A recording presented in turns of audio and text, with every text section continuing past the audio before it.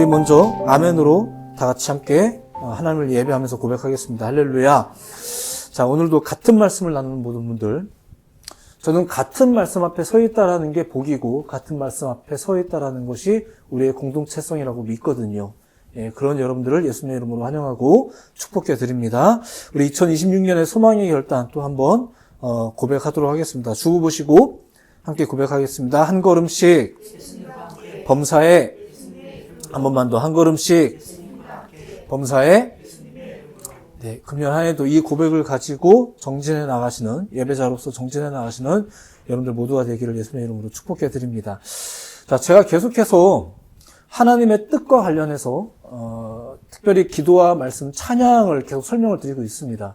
사실 기도와 말씀, 찬양, 이것은 우리 신앙인들이 이미 최종적인 교훈으로 삼고 있는 대표적인 것들입니다.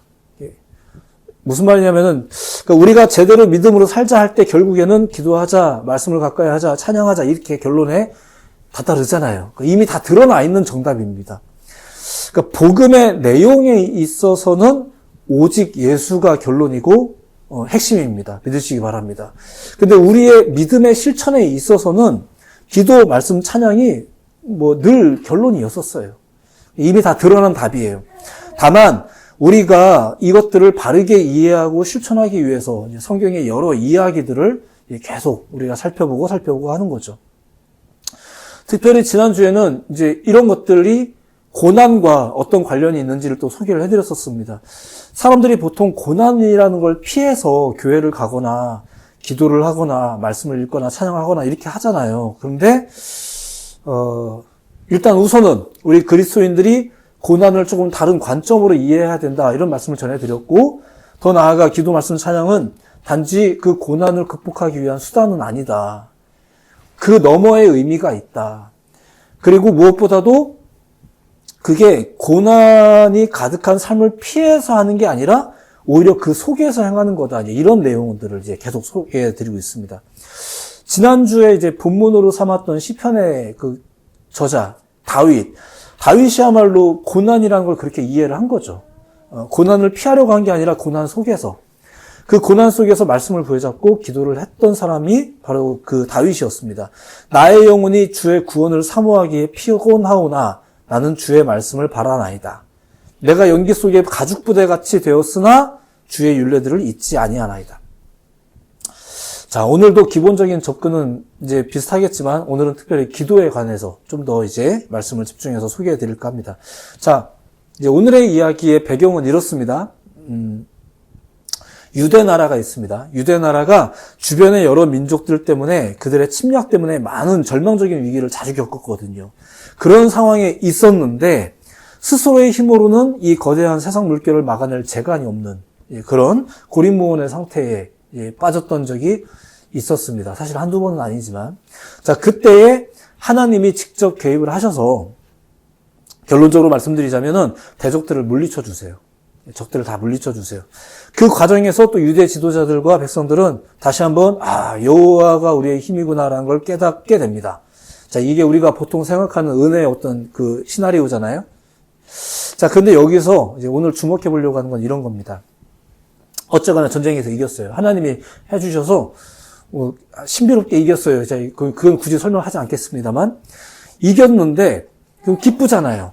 전쟁에서 이겼으니까 기쁘고, 보통 이러면은 승리를 이제 즐깁니다. 축제도 벌이고 이렇게 하는데 그 기쁨을 최대한 누리는 거죠. 물론 감사도 하지만 기쁨을 막 누리는 타이밍입니다. 그런 타이밍 때에 오늘 성경의 본문을 보면은 분위기가 급 반전되는 내용이 나와요. 이제 그걸 여러분들에게 오늘 소개해 드리는 겁니다.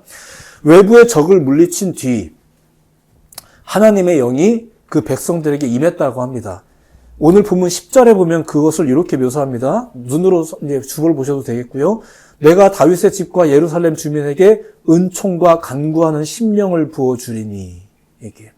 그러니까 승리에 도취되어 모두가 안심하고 축제를 즐길 만한 타이밍에서 하나님의 영이, 은총과 간구하는 심령이라고 표현되어지고 있는 하나님의 영이 백성들에게 임한 거예요. 자, 그래서 어떻게 되었을까요? 자, 10절의 나머지 부분 계속 들어보세요. 내가 다윗의 집과 예루살렘 주민에게 은총과 강구하는 심령을 부어주리니 그들이 그 찌른 바 그를 바라보고, 이런 말이 나와요. 그 찌른 바 그를 바라보고. 자, 이게 무슨 말이냐면은 지금 우리가 어쨌거나 하나님의 은혜를 건짐을 받았단 말입니다. 우리를 구원하신 분이 있어요.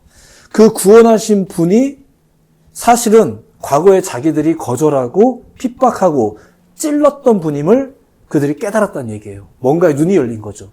이렇게 막 좋아서 막 하하호호 막 웃고 즐기는 그 타이밍 때 갑자기 마음 한켠에 뭔가가 깨달아진 거예요. 하나님의 영이 임해서. 요건 맨 마지막에 다시 설명하겠습니다. 신약식으로 설명을 하자면 저들이 성령을 받자 비로소 예수님이 제대로 보이게 되고, 그리고 자신들이 그 예수님에게 한 짓이 생각이 나는 거예요. 그런 줄 몰랐는데 그것이 하나님을 향한 죄였다니, 이런 것들. 자, 그리고 이어서 벌어지는 일들도 한번 계속 보세요. 10절의 나머지 부분도 한번 들어보십시오. 그들이 그 찌른 바 그를 바라보고 그를 위하여 애통하기를 독자를 위하여 애통하듯 하며 그를 위하여 통곡하기를 장자를 위하여 통곡하듯 하리로다. 통곡했다고 하는 얘기입니다. 통곡했다는 얘기예요. 자신들이 저지른 영적인 과오, 메시아를 거부했던 죄를 깨닫자 그 메시아를 향해서 애통하기 시작했다고 합니다. 심지어 그것이 온 성읍에 다 퍼져서 그 성읍이 슬픔의 현장이 되었대요. 11절. 그날에 예루살렘에 큰 애통이 있으리니 무기 또 골짜기 아하드림몬에 있던 애통과 같을 것이라. 다시 말씀드리지만 지금 저기에게 건진받아서 지금 이 마을이 축제의 현장이 되어야 되거든요. 근데 오히려 어떤 종류의 애통이 막 전염되더니 이 마을 전체가 갑자기 애통의 현장이 돼버렸다는 얘기입니다. 그리고 여기서 말하는 이 애통이 뭔지 아세요? 그게 바로 회개 기도입니다. 지금 회개 운동이 일어나고 있는 거예요. 축제가 일어나고 있는 게 아니라 회개 운동이 일어나고 있는 거죠. 저들이 한참 좋은 분위기에 그 분위기에만 빠져 있지 않고 무언가를 깨달으며 기도를 시작한 거예요. 어떻게 깨달았는지는 잠시 후에 마지막에 다시 한번 설명할게요. 자, 그리고 여기서 또 하나, 기도가 지금 어떻게 일어났는지를 한번 잘 보세요. 이게 사실 오늘 이야기의 중요한 맥락이기도 한데, 12절부터인데 일단 들어보십시오. 온 땅 각 족속이 따로 애통하되, 다윗의 족속이 따로 하고 그들의 아내들이 따로 하며, 나단의 족속이 따로 하고 그들의 아내들이 따로 하며, 다 읽겠습니다. 레위의 족속이 따로 하고 그들의 아내들이 따로 하며, 시므이의 족속이 따로 하고 그들의 아내들이 따로 하며, 모든 남은 족속도 각기 따로 하고 그들의 아내들이 따로 하리라. 자, 큰 애통, 회개의 기도가, 회개 운동이 막 부리듯 일어났어요. 근데 어떻게 일어나요? 따로따로 일어나요. 자, 생각해 보세요. 오늘날 뭔가 민족적인 이슈, 공동의 이슈를 놓고 기도할 때 우리는 보통 어떻게 해요? 모여서 하잖아요. 레위인들, 성전 관계자들, 저 같은 사람들이 오히려 그럴 때 더 성도들을 성전으로 막 모이게 합니다. 아무래도 성전이 기도하기에는 좋다고 지난번에 말씀드렸죠. 그렇게 모여서 기도하면 왠지 기도도 잘 되는 것 같고. 그래서 교회는 이런 말도 자주 하곤 합니다. 자, 우리 다 함께 모여서 기도합시다. 기도도 함께하는 기도를 하나님이 더 기뻐하십니다. 이런 말 우리가 많이 한단 말입니다. 자, 그런데 오늘 본문의 맥락을 보세요. 정반대 아니에요? 따로따로. 자, 물론 이것은 앞으로 우리가 모든 기도는 다 따로따로 하는 게 맞습니다. 이런 얘기는 아니에요. 이제 그거는 뭐 차근차근 설명하겠습니다만, 오늘 이야기, 오늘 본문에서 따로따로가 강조되는 이유가 있어요. 그걸 먼저 소개해드리면 이렇습니다. 첫 번째는 여러분들도 분명히 이건 개별적으로 이해하셔야 되는 부분인 거예요. 자, 먼저는 첫 번째, 구원의 개별성입니다. 구원의 개별성. 구원의 개별성이라는 게 있어요. 이게 뭔 말이냐면은, 회개라는 게 단체로 휩쓸려 하는 분위기가 아닙니다. 분위기 때문에, 잔잔히 흘러나오는 음악 때문에 울컥해진다고 해서 그게 회개하는 건 아니에요. 근데 우리는 가끔 회개를, 기도를 그런 걸로 이해를 하는 거죠. 큰 집회 가서나, 괜히 새벽에 가면, 괜히 금요일 날 밤에 가면은 뜨겁게 기도하면 더 내가 회개를 더 잘 되는 것 같고, 잘 하는 것 같고, 이런 게 있더란 말입니다. 근데, 좀 냉철하게 좀 보이긴 하지만, 구원도 사명도 사실은 각자입니다. 분위기가 아니라 개별적인 거예요. 이어지는 설명을 참고하시면 되겠습니다. 두 번째는 이런 것도 있어요. 슬픔의 깊이라는 게 있어요. 슬픔의 깊이가 다 다릅니다. 슬픔이라는 것은, 어떤 슬픔이라는 것은 다른 사람과 나누기보다 오직 하나님에게만 쏟아낼 수밖에 없는 그런 슬픔, 그런 마음의 무게가 있어요. 만약에 누군가에게 행한, 다른 사람에게 행한 잘못의 문제가 있다면 그거는 그 사람과의 관계 속에서 용서를 빌고 그 관계를 개선해 나가는 게 맞죠. 맞지만 하나님에 대한 나의 소행을 깨달았다거나 혹은 내 안에 내밀한 죄의 문제, 고통의 문제, 슬픔의 문제가 있다면 그건 때로 나 혼자 짊어져야 되는 거거든요. 그건 하나님하고 승부를 거는 거예요. 가끔 그런 것까지 다 하나님, 사람들 앞에서 다 얘기해야 된다. 어려운 거 있으면 목사님한테 다 얘기해야 돼. 이실직고 해야 돼. 그게 회개야. 그러지 않으셔도 됩니다. 오히려 그게 더 불편하잖아요. 그 괴로움을 더 키우는 거예요. 경우에 따라서 소문나요, 괜히. 그게 오히려 더 슬픔이 됩니다. 하나님이 그걸 원하시는 게 아니에요. 하나님은 여러분이 정직하고 진실하게 하나님 앞에서 나아가길, 하나님 앞으로 나아가기를 원하시는 거지, 여러분들을 무슨 인민재판하듯이 다른 사람들 앞에 다 고해서 자기를 자학하듯이 이렇게 하는 게 그게 회개라고 말씀하지 않으세요. 진짜 죄스럽게 여기는 은밀한 부분이 있을 수 있죠. 그건 하나님 앞에서 그냥 조용히 기도하시면 돼요. 심지어 공통된 문제가 선포되어져도 느끼는 마음의 무게도 각자 다르잖아요. 그래서 하나님 앞에서 우리가 정직하게 고백하고 토해내는 게 중요하죠. 제가 예전에 새벽에 나와서, 새벽 예배에 나와서 오래도록 훌쩍거리는 분들 자주 봤거든요. 가끔은 무슨 일인가 싶긴 해요. 무슨 일인가 싶긴 한데 괜히 걱정도 되고. 근데 굳이 뭔 일이 있냐고 계속 꼬치꼬치 캐묻지 않는 이유가 있죠. 모든 걸 다 공유해야 회개하는 건 아니거든요. 어떤 슬픔의 깊이는 오히려 따로따로 은밀하게 기도하는 게 더 타당합니다. 모른 척 해주는 것도 예의고요. 그래서 경우에 따라서는 저 사람이 왜 저렇게 기도하는지 내가 알아도 굳이 얘기하지 않고 필요하다면 손 한번 잡아주고 한번 안아주는 게 그게 다인 거죠. 자, 슬픔의 깊이가 다 다릅니다. 자, 마지막 세 번째는 계속 비슷한 맥락이긴 하지만 책임도 개별적이에요. 이거 굉장히 무서운 겁니다. 책임의 분리라는 게 있어요. 뭐냐면은 오늘 본문 내용을 다시 잘 보세요. 어쨌거나 회개 기도가 시작이 됐잖아요. 근데 그것이 따로따로 일어났다는 것은 회개라는 건, 기도라는 건 남이 대신해 주는 게 아니라는 얘기예요. 자, 좀 전에 말씀드린 것과 같은 맥락입니다. 다 같이 모여서 뜨겁게 회개 기도한다고 생각해 보세요. 막 그런 집회에 내가 거기 있다고 생각해 보세요. 남들이 나를 대신해서 회개해 주는 거 아니에요. 다 같이 모여서 뜨겁게 회개 기도하지만 남들이 나를 대신해서 회개해 주는 일은 사실 없습니다. 남편이 아내의 죄를 대신 회개해 줄 수 없고 아내가 남편의 죄를 대신 회개해 줄 수 없어요. 각 집안과 각 개인이 스스로 하나님 앞에 서야 되는 겁니다. 그래서 따로따로 회개하며 기도해야 되는 거예요. 가끔 어떤 분들이 저도 이제 말씀을 준비하다 보니까 번뜩 든 생각이 중보기도였었어요. 그 중보기도라는 거 있잖아요. 그런데 회개라는 것은 결정의 영역이에요. 결정. 뭔가를 결정하는 거죠. 근데 중보기도는 영향의 영역입니다. 영역이 달라요. 그러니까 회개라는 것은 어쨌거나 본인이 직접 하기로 결정하고 해야 하는 거고요.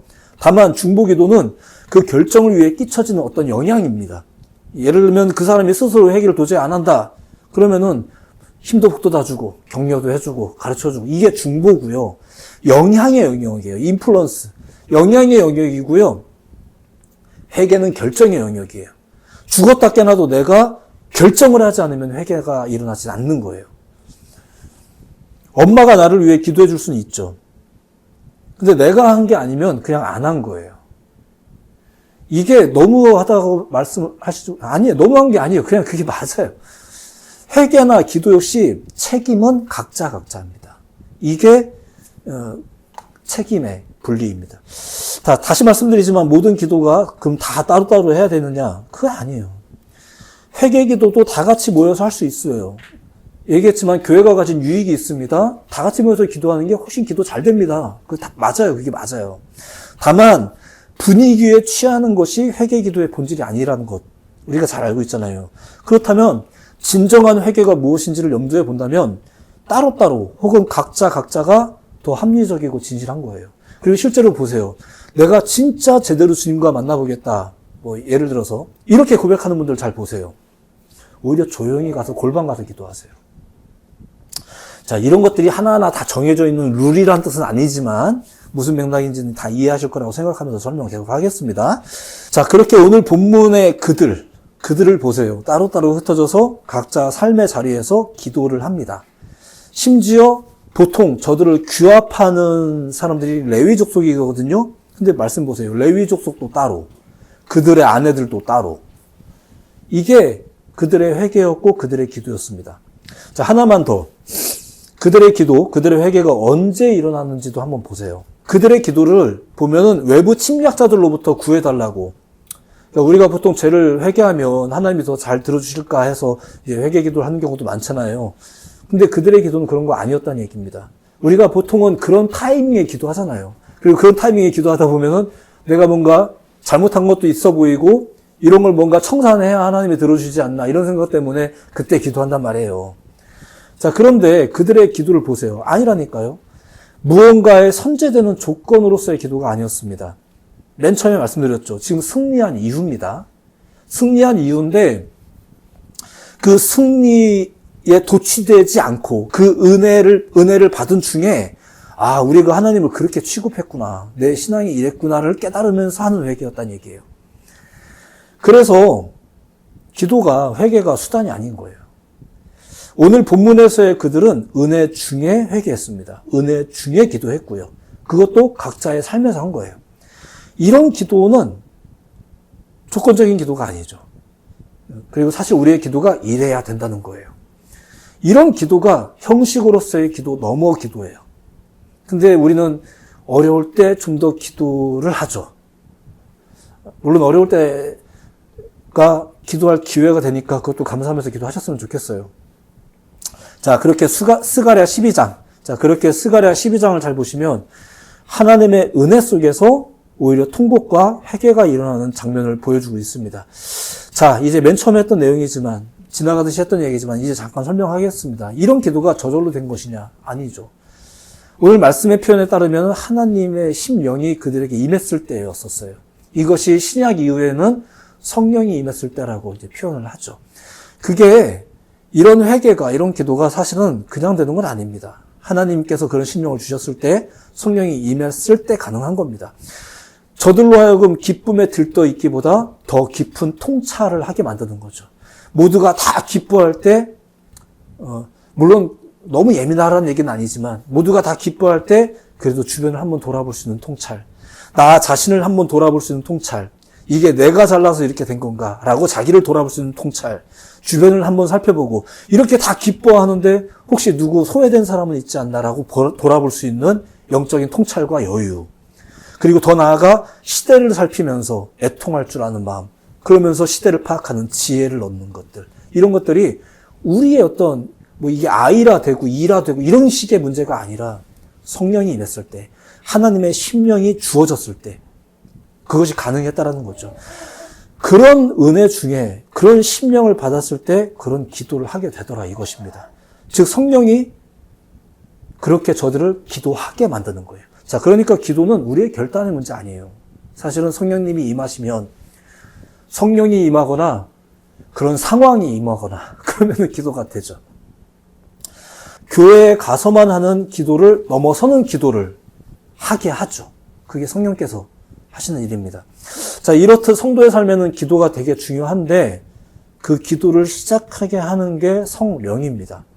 그리고 제가 막 싸잡아서 이야기하려는 건 아닌데 성령의 사역이라는 것이 그게 말씀과 사람을 통해서입니다. 사람을 통해서라 하면 오늘날 이렇게 저같이 말씀을 증거하는 사람들을 통해서. 그러니까 제가 성령과 무관하게 설교를 하는 스피치 타임이 아니잖아요. 지금 이 시간이. 모든 목사의 사역은 기본적으로 성령의 사역인 거예요. 그래서 그들이 말씀을 증거할 때 우리가 그 말씀을 귀 기울이는 거죠. 그 성령이, 그 말씀이 우리를 계속 기도하게 도우시는 거예요. 기도를 시작하게 만들고요. 기도를 계속하게 만드는 거예요. 자, 이것을 오늘 이제 설명하면서 오늘 말씀을 좀 마무리해 나갈까 합니다. 분위기에 휩쓸리기보다 진정한 기도를 시작하게 하시는 하나님의 성령이 또 어떤 면에서 우리의 기도를 계속 이어지게 도우실까? 자, 오늘 이야기를 설명하면서 이제 말씀을 마무리합니다. 첫 번째, 성령은 기도를 바로잡아 주십니다. 축구는 누구나 할 수 있지만 축구 선수가 되려면 코치가 중요하죠. 감독이 중요하죠. 공부도 마찬가지고 모든 일이 다 마찬가지일 거라 생각합니다. 기도도 그래요. 자주 말씀드렸지만 기도도 사실은 누구나 다 할 수 있습니다. 다른 종교에도 기도가 있습니다. 다만 우리의 기도가 순전하려면, 그리고 우리가 하는 기도가 그리스도인다운 기도가 되려면 우리는 좋은 지도가 필요합니다. 물론 예수님께서 우리에게 있어서 최고의 모범이 되어주셨지만, 또 너희가 이렇게 기도하라라고 알려주셨지만, 우리의 기도를 순간순간 바로잡아 주시는 역할은 그게 성령의 사역입니다. 성령이 우리가 하는 기도를 바로잡아 주세요. 야고보서에 이런 말씀이 있죠. 구하여도 받지 못함은 정욕으로 쓰려고 잘못 구했기 때문이다. 그러니까 성령은 우리가 정욕으로 쓰려고 잘못 구하는 기도를 바로 잡아주시는 거예요. 야고보서 기자가 이런 글을 쓴 것이 성령의 사역이잖아요. 그리고 야고보서 기자가 이런 말씀을 선포했을 때 이 말을 듣는 성도들이 자신들의 기도를 다시 한번 수정하겠죠. 그게 성령의 역사예요. 바로 잡아주는 거죠. 어쨌든 기도는 일단은 시작하시면 됩니다. 틀렸을지 모른다고, 잘 못한다고 머뭇거릴 게 아니라 일단 기도는 그냥 하시면 됩니다. 다만 우리가 요거는 꼭 기억하시면 된다는 얘기예요. 성령께서 내 기도를 도우실 거다. 내가 지금은 기도를 잘못하고 있더라도, 엉터리로 했더라도 목사님이 알려줄 거다. 성령께서 내 기도를 깨닫게 해주실 거다. 어떻게 하는 것이 바른 기도다라고 알게 해주실 거다. 더 나아가 무엇을 놓고 기도해야 될지도 알게 하실 거다. 우리의 기도라는 게 그렇게 이제 진보해 나가는 거죠. 자, 두 번째, 성령은 응답의 때와 방법을 하나님께 맡기게 하십니다. 자, 이것도 굉장히 좀 중요한 문제입니다. 사람들은 의외로 하나님께 기도라는 걸 하더라도 염려를 내려놓지는 못하는 것 같아요. 주로 하나님이 못 믿어서 그런 경우가 흔하겠지만, 심지어 하나님께 내 문제를 맡기는 게 미안하다고 또 염려를 합니다. 이렇게 결국은 우리의 기도가 순전하지 못하면, 기도를 바르게 이해하지 못하면 그 기도는 멈추게 됩니다. 제가 오래간만에 연락을 주고받는 분들이 있을 때 가끔 그분들이 저한테 이런 말을 하곤 합니다. 너무 연락을 못 드려서, 힘들 때만 기도 부탁드리는 것 같아서 죄송해서 그래서 연락 못 드렸어요. 계속 그 마음이시면 진짜 연락이 끊길 거예요. 아마도. 그러니까 제가 악의 없이 그냥 진심으로 이런 말씀을 드리곤 했습니다. 배부른 소리 하지 마시라고. 그러지 마시고, 적어도 딴 건 모르겠지만 기도의 교제는 나누자, 이런 얘기를 자주 권면해 드리는데, 자, 일단 그 사람들이 기도를 쉬게 하지 마세요. 그러니까 저 같은 사람들이 기도를 쉬게 하지 마세요. 그거 여러분들 손해입니다. 그러니까 죄송해서 그래서 연락 못 드렸다. 연락이 끊어질 수도 있겠죠. 그럴 수도 있겠지만, 일단 그런 사람들이 기도를 쉬게 하지 마시고요. 그게 여러분들 손해니까. 그리고 그들을 계속해서 기도하게 만드시고요. 그리고 여러분들도 힘내서 기도하시면 되는 거예요. 나와 함께 기도하는 사람들이 있다. 나를 위해서 기도하는 사람들이 있다. 이게 내 기도를 멈추지 않는 좋은 방법이거든요. 그래서 저도 딴 건 모르겠지만 소통할 때마다 저를 위해서 기도를 부탁한다는 얘기를 자꾸 하는 이유가 그런 거고요. 심지어 제가 이것을 대단하고 막 신비한 룰이 있는 건 아니지만, 제가 일부러 선교팀을 꾸릴 때도 꼭 중보기도자를 이렇게, 약간 말은 우스꽝스럽게 들리지만 꼭 이렇게 가르칩니다. 중보기도자를 꼭 세우고 우리가 떠나자. 근데 중보기도자를 누굴 세우냐? 알아서 기도할 것 같은 분들은 그냥 굳이 세우지 말고 평소에 기도 안 할 것 같은 분들, 그런 분들에게 연락을 해서 나 이번에 이런 거 한다 알리고 기도 부탁을 하자. 그분들이 실제로 기도를 하든 안 하든 상관없다. 그런 분들에게 기도 부탁하고 우리는 단기 선교 가자. 이렇게 제가 일부러 지도를 해요. 나를 위해서 누군가 기도할 거다라는 생각, 이게 다 떠나서 무엇에 유익하냐? 나를 계속 기도하게 만들어줘요. 그렇기 때문에 우리가 그런 기도를 요청하는 거예요. 그들로 하여금 기도를 쉬게 하지 않고, 그리고 그것이 결국은 나로 하여금 기도를 쉬지 않게 만듭니다. 내 마음이 안 멈추죠. 이런 믿음이 있다면, 그리고 이런 부탁이 있다면, 이런 교제가 있다면 우리 마음이 쉽사리 멈추지 않습니다. 우리의 사명이 쉽사리 무너지지 않아요. 하나님께 맡기는 믿음이 안 무너집니다. 성령은, 그리고 성령을 통한 관계는 모든 것을 맡길 수 있게 해줘요. 그 믿음을 계속되게 만들죠. 그러니까 여러분들이 만약에 너무 힘들어요. 나는 너무 믿음이 점점 떨어지고 있는 것 같아. 이러면요, 맨 처음 말씀드렸듯이 본인이 기도하는 게 제일 중요하지만 내 주변 분들도 기도하게 만드세요. 같이 기도를 하면 돼요. 그게 성령의 관계입니다. 온갖 이유가 여러분들의 그 기도를, 그리고 여러분들의 그 관계를 멈추지 못하게 하셔야 됩니다. 그게 다 거두절미하고 그냥 여러분 손해예요. 아무것도 염려하지 말고 다만 모든 일에 기도와 간구로 너희 구할 것을 감사함으로 하나님께 아뢰라. 그리하면 모든 지각에 뛰어난 하나님의 평강이 그리스도 예수 안에서 너희 마음과 생각을 지키시리라. 믿으시기 바랍니다. 오해는 없길 바랍니다. 다 들어주실 거다가 아니라 마음과 생각을 지키실 거다입니다. 이런 부분들 우리가 듣고 싶은 대로 막 해석할 때가 있는데, 기도는 우리가 할 수 있는 최선이자 그 자체가 축복입니다. 자, 마지막 세 번째. 그래서 성령은 우리가 하나님의 뜻에 따라 계속 기도하게 하십니다. 다 비슷한 말 같긴 한데, 거두절미하고 제가 설교 중에 소개해드리는 보통 모범적인 인물들의 특징을 잘 생각해 보세요. 그들은 계속 기도하는 사람들이었었어요. 그냥 기도하는 사람들이 아니라 계속 기도하는 사람들. 고난이 왔다고 그 기도를 멈추든가요? 아니죠. 계속 기도를 하죠. 그것이 단지 그들의 의지나 그들의 믿음이 커서 이런 식의 문제는 아니라는 것입니다. 정작 본인들도 말하잖아요. 기도하는 것조차도 하나님이 도우셔서 그렇게 했다. 이렇게 말하잖아요. 성령이 도우시는 거예요. 성령이 성도들로 하여금 계속 기도할 수 있도록 도와주시는 거죠. 자, 더 얘기할 수 있겠지만 이렇게 하나님의 뜻에 따라 행하는 기도, 성령이 도우시는 기도, 그 결과는 뭘까요? 그게 성경이 말하는 온갖 복들입니다. 마땅히 구하는 것보다 더 많이 주신다. 우리가 구하는 것이 더욱 가치 있도록 우리의 소망도 바꿔주신다. 더 나아가 진정으로 하나님이 바라는 것을 구하는 우리가 되게 하신다. 등등등등. 이거 다 굳이 설명하지 않겠습니다. 이런 기도의 유익과 은혜가 우리 가운데 있습니다. 기도가 수단이기 때문에 이런 복을 받는다는 얘기가 아니에요. 그렇게 기도하는 자들에게 주시는 하나님의 은혜가 있다는 얘기입니다. 그리고 그런 은혜 받은 사람들은 이룰 거 다 이루었기 때문에 기도를 멈춘다?